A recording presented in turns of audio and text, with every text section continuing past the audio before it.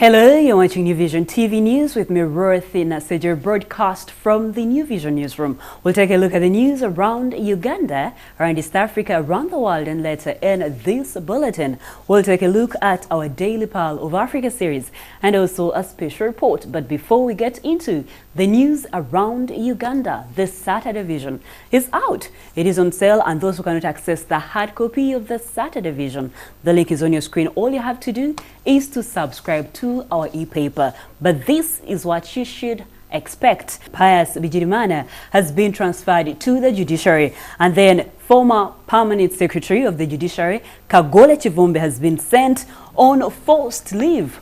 Also in the Saturday Vision, expect an interview with former Security Minister Henry Tumukunde, who speaks out on plans for Kampala and also his fights with Kale Kaihura. In the Saturday Vision, we have Finance Minister and Gender Minister clashing over appointment of now former Permanent Secretary Pius Bigirimana to Umeme.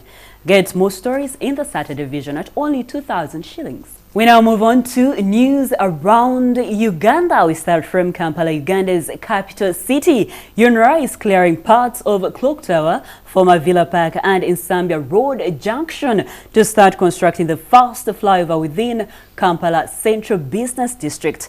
President Yoweri Museveni flagged off the construction of the 295 billion shilling first phase of the Kampala flyover construction and road upgrading project at Kafumbi Mkasa Road in December 2018. The 3.5-kilometer Kampala flyover project will be funded partly by the government of Uganda with support from the government of Japan through Japanese Integration Cooperation Agency.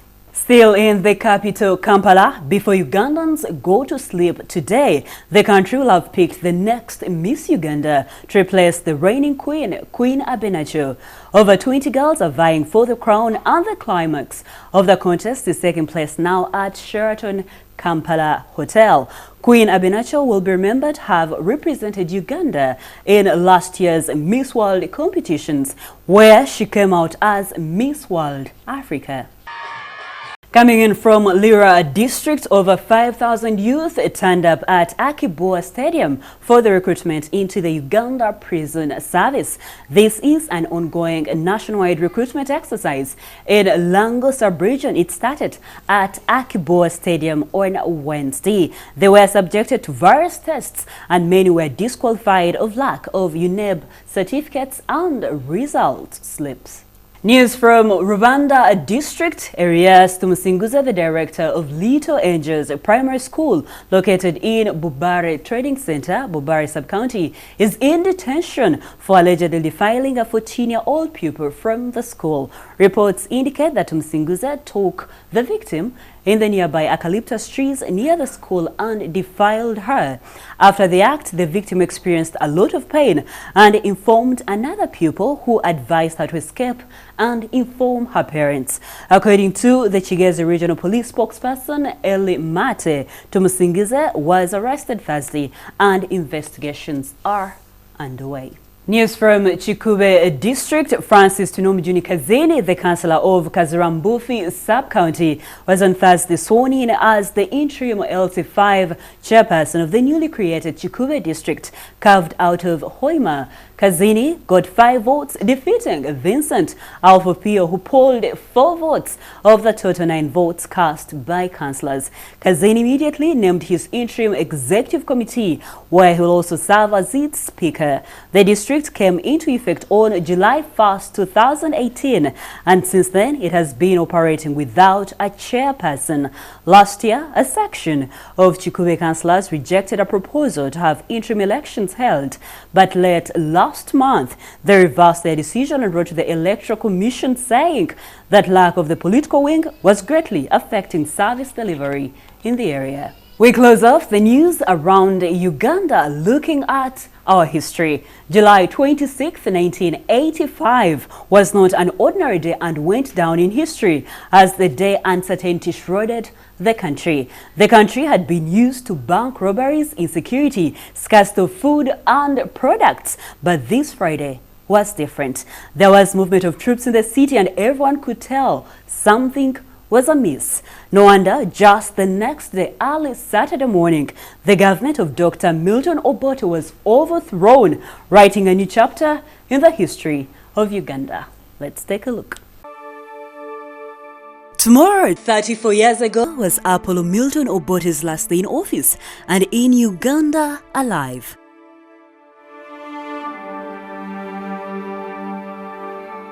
July 26, 1985 was the eve of Obote losing power in a military coup.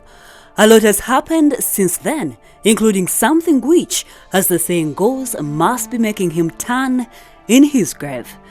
Dr. Obote was overthrown on July 27, 1985 by his own army commander. The second disappointment for Obote was that his own vice president and defense minister Paulo Mwanga never left town but remained in government as the prime minister of the new government for a while. The man who overthrew Obote on July 27, 1985, General Tito Okello, was himself overthrown exactly 6 months later by Yoweri Museveni of the National Resistance Army. To begin with, his own dear wife and mother of his children, Milia Kaule Obote, stood for president under the very system that he, Milton Obote, revealed. After the election, she was one of the candidates that went to meet President Museveni, and the Obote family has since enjoyed good relations with Mr. Museveni. In October 2005, just 2 months short of his 80th birthday, Milton Obote died in exile. He was given a state funeral.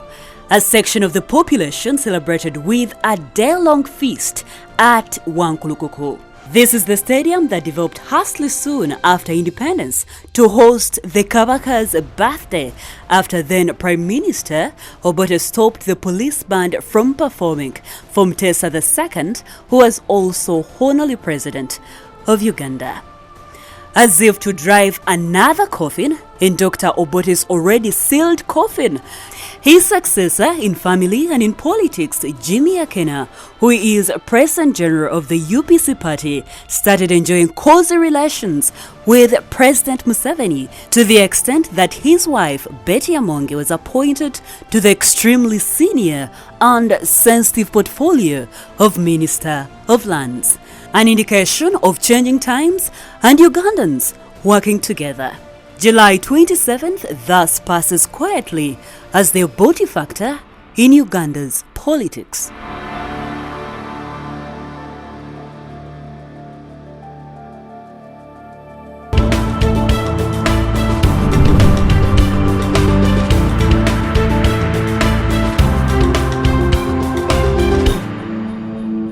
We now move on to news around East Africa.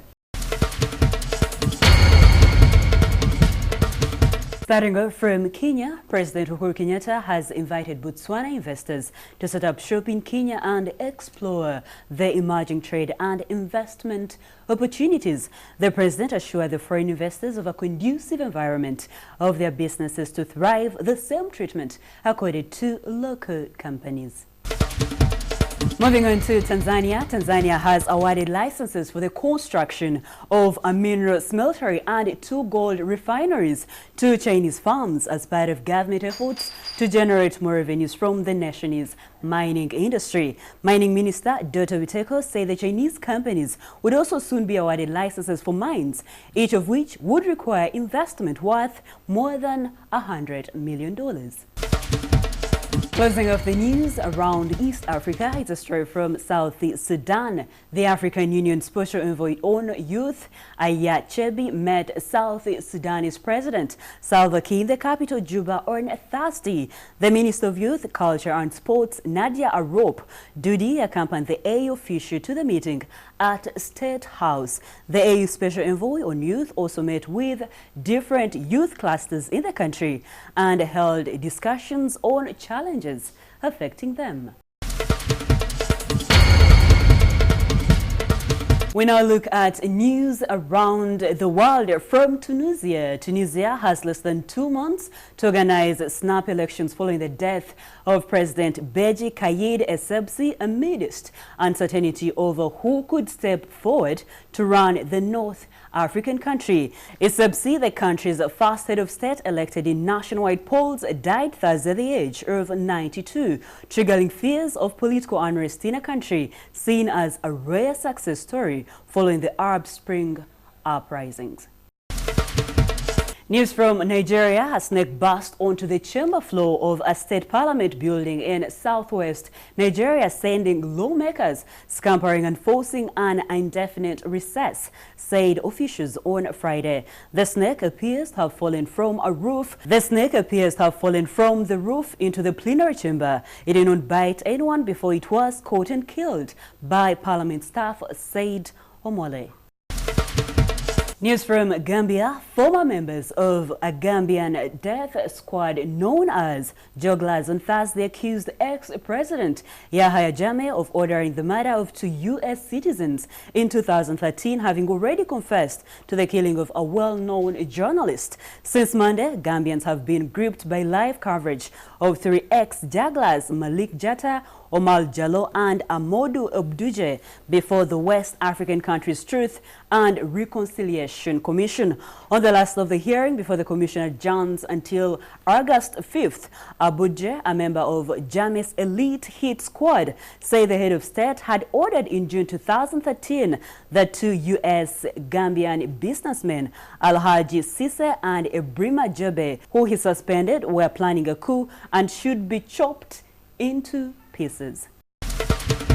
News from Sudan. Sudan protest leaders and their rebel partners have ended their differences over power-sharing deal signed with the country's military rulers, vowing to work jointly for peace, a leading protest group said Thursday. On July 17th, the Umbrella Protest Movement signed a power-sharing accord with Sudanese ruling generals that provides for a transitional civilian administration following the ouster of longtime dictator Omar al-Bashir. Closing off the news around the world is a story from China. The death toll in a landslide that buried a village in southwest China rose to 24 on Friday, with 27 people still missing 3 days after the disaster. 4 more bodies were found on Friday after 5, including 2 children and a mother with a baby, were unearthed a day before the Shuangchu County, Guangzhou province, according to official news outlets. 11 people have been found alive since the side of a hill collapsed on 22 homes late Tuesday, covering them in thick mud. That is it for the news around the world. We now take a short break, but when we come back, we take a look at the news in business.